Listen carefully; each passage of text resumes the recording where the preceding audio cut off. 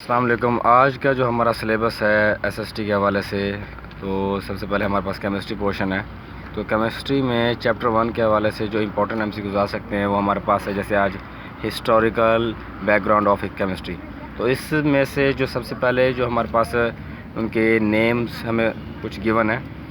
तो जैसे कि अरिस्टोटल एक साइंटिस्ट है, तो हमारे पास अरिस्टोटल ने क्या काम किया था और किस बुनियाद पे किया था। अरिस्टोटल जो साइंटिस्ट था उसने एक आइडिया दिया था सबस्टांस के बुनियाद पे कि मैटर और उसकी शक्लें। तो मैटर जो ऐसे तो आपको पता होगा मैटर की शक्लें कितनी होती हैं, सॉलिड, लिक्विड, गैस और प्लाज्मा। तो उसमें से जिस पे काम किया था उसने, वो जो एलिमेंट्स थे वो फायर्स, वाटर, अर्थ और एयर। जो यहाँ पर हमारे पास 4 किस्म के एमसीक्यूज बन सकते हैं। एक कि अरे ये आइडिया किस बंदे ने दिया था इन एलिमेंट्स के बारे में, और दूसरा ये कि मैटर और फॉर्म, मैटर और उसकी शक्लें, दूसरा एमसीक्यूज़। और तीसरा ये साइंटिस्ट कौन सा था, ग्रीक साइंटिस्ट। और चौथा एमसीक्यूज़ इसी चीज़ को पूछ कर वो साइंटिस्ट का नाम भी दे सकता है, पूछ सकता है। तो इसी तरह हमारे पास सेकंड जो साइंटिस्ट है प्लूटो है। प्लूटो ने जिस चीज़ पे काम किया था उसने कंपोजिशन ऑफ ऑर्गेनिक और इनऑर्गेनिक के बारे में बताया था कि जो चीज़ें पानी में हल हो जाती हैं उसे हम क्या कहते हैं, इनऑर्गेनिक बॉडीज़ कहते हैं, और जो चीज़ पानी में हल नहीं होती उन्हें हम इनऑर्गेनिक और ऑर्गेनिक पोर्शन कहते हैं। तो इसी तरह ये भी एक ग्रीक साइंटिस्ट था। तो नेक्स्ट क्वेश्चन हमारे पास डेमोक्रिटस है। तो डेमोक्रिटस एक वो साइंटिस्ट है जिसने एटम के बारे में सबसे पहले काम किया था। तो उसने कहा था कि कोई भी चीज़ जो हमारे पास मैटर है वो किस चीज़ से बनी हुई है, वो बनी हुई है इंडिविजुअल पार्टिकल, जो कि तकसीम नहीं हो सकता। तो आपसे पूछा भी जा सकता है कि इंडिविजुअल पार्टिकल कितने हैं, तो आप कहेंगे कि 118 एलिमेंट है जिसको हम इंडिविजुअल पार्टिकल कहते हैं। तो नेक्स्ट साइंटिस्ट हमारे पास है जाबिर बिन हयान है। तो जाबिर बिन हयान एक फादर ऑफ अल्केमिस्ट भी कहते हैं इसको। और जिसने जिस चीज़ों पे काम किया था वो है सबसे पहले कि उसने एक HCl तेज़ाब और HNO3 भी, ये भी एक तेज़ाब है। और दूसरा इसने कि मेटल्स की एक्सट्रैक्शन पे काम किया और डाइक्लॉथ। तो टोटल 4 चीज़ें हैं जिस पे इसने काम किया। वो कौन कौन सी है, एसिड्स हैं इसके, एक्सट्रैक्शन ऑफ मेटल्स, डाइक्लॉथ, और दूसरा इसके अलावा इसने एक वाइट लाइट बनाई थी। तो ये इसके हमारे पास 4 एमसीक्यूज आ सकते हैं इस तरह के। तो नेक्स्ट हमारे पास मुस्लिम साइंटिस्ट है अल-राज़ी। अल-राज़ी ने जिस चीज़ पे काम किया था वो है इथाइल अल्कोहल। और इथाइल अल्कोहल जो हमारे पास जिस चीज़ पे काम किया था वो हमारे पास ओपियम एक बीमारी थी जिस पे उसने काम किया था, और उसने एक प्रोसेस का नाम दिया था फर्मेंटेशन प्रोसेस, जिसके ज़रिए उसने इथाइल अल्कोहल पहली मरतबा इस्तेमाल की थी। तो ये हमारे पास एक एमसीक्यूज आ सकता है, ओपियम भी और इथाइल अल्कोहल भी। जिस बंदे ने तैयार किया उसका नाम अल-राज़ी है। इस तरह आप मुस्लिम साइंटिस्ट हमारे पास अल-बिरूनी है जिसने सिर्फ डेंसिटीज़ के बारे में डेंसिटीज़ निकाली थी। डेंसिटीज़ होती क्या है कि किसी भी चीज़ की घाटापन या पतलापन की वो डेंसिटीज़ डिपेंड करती है। जैसे कि मिसाल हमारे पास है पानी है, और दूसरा एक शहद है, हनी जिसे हम कहते हैं। तो इन दोनों में से जिस चीज़ की डेंसिटी ज़्यादा है वो है हनी। हनी की डेंसिटी हमारे पास ज़्यादा होती है, तो ये भी एक डेंसिटी है। और इस तरह बात की जाए वाटर की, तो वाटर भी एक हमारे पास दोनों पोलर सॉल्वेंट है असल में, तो दोनों डिज़ोल्व हो जाते हैं एक दूसरे में। लेकिन मसला है कि इन दोनों में डेंसर कौन सा पूछा जाएगा, तो डेंसर हमारे पास क्या, हनी। इस तरह नेक्स्ट हमारे पास है इब्न सीना।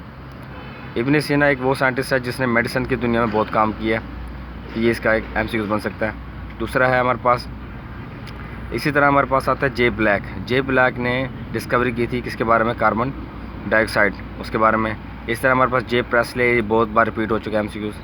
ये इस जिस चीज़ पे काम किया था जे प्रेसले ने, वो हमारे पास ऑक्सीजन, कार्बन डाइऑक्साइड गैस और हाइड्रोजन क्लोराइड, ये 3 गैसों पे काम किया था उसने। उसके बाद शैले है।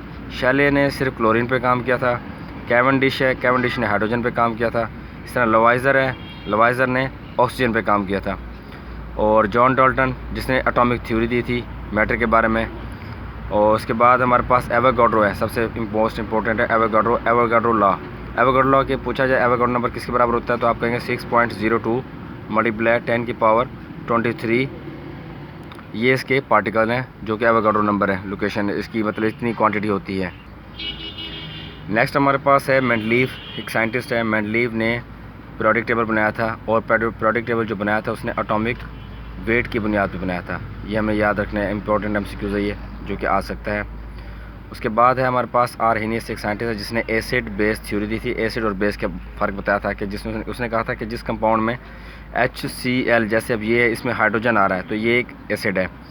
उसने कहा था कि जिस कंपाउंड में OH आ जाए वो एक बेस है, जैसे NaOH, ये एक बेस बनता है।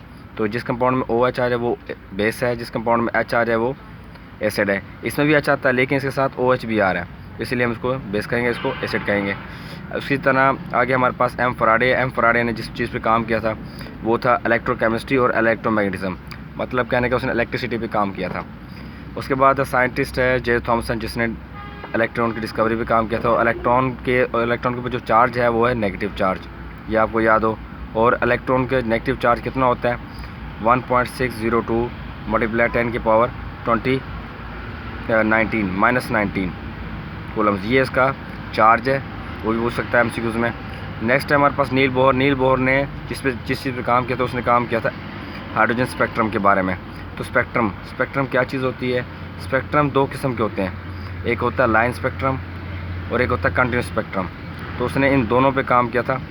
तो नील बोहर ने जिन चीज़ों पर काम किया था वो पूछ सकता है कि उसने मेन क्वांटम, माना कि क्वांटम केमिस्ट्री भी कह सकते हैं इसको, दूसरा हाइड्रोजन और दूसरे एलिमेंट्स के उसने स्पेक्ट्रम के बारे में काम किया। स्पेक्ट्रम होता क्या है, जैसे कि लाइन स्पेक्ट्रम होता है और कंटिन्यूस स्पेक्ट्रम।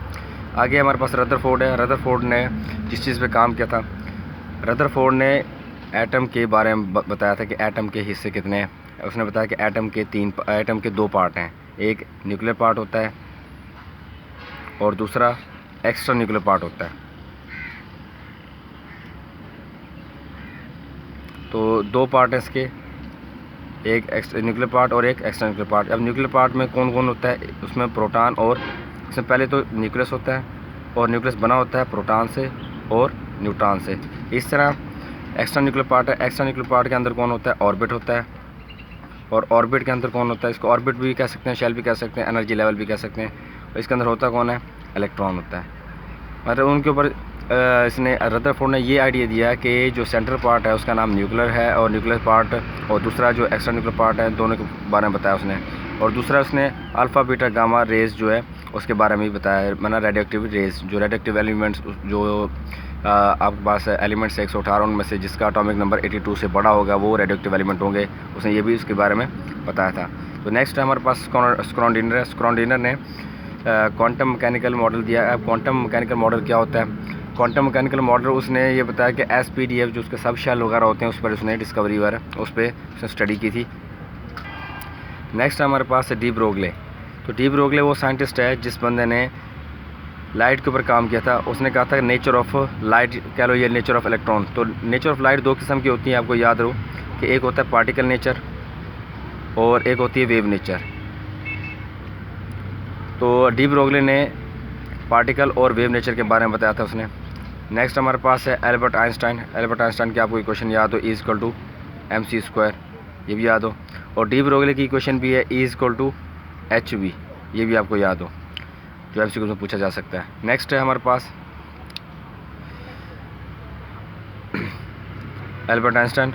एल्बर्ट आइंस्टाइन में सबसे पहली चीज़ इसका रिलेशन जो था मास और स्पीड ऑफ लाइट के बारे में था। C कहते हैं स्पीड ऑफ लाइट, और वो होती कितनी है तो ये भी आपको MCQ में पूछ सकता है। 3 × 10 की पावर 8 मीटर पर सेकेंड, तो ये इसकी स्पीड ऑफ लाइट, ये भी आपको पता होना चाहिए। तो ये हमारे पास वो इंपॉर्टेंट MCQ थे जो हमारे चैप्टर 1 के हवाले से, केमिस्ट्री 9th में साइंटिस्ट के हवाले से बहुत इंपॉर्टेंट MCQ थे जो लगातार पेपरों में आ चुके हैं। इस तरह हम दोबारा हाजिर होंगे आपके साथ अच्छे MCQs जो कि हमारे पास SST सब्जेक्ट स्पेशलिस्ट में आ सकते हैं, इंपॉर्टेंट MCQs। Thank you.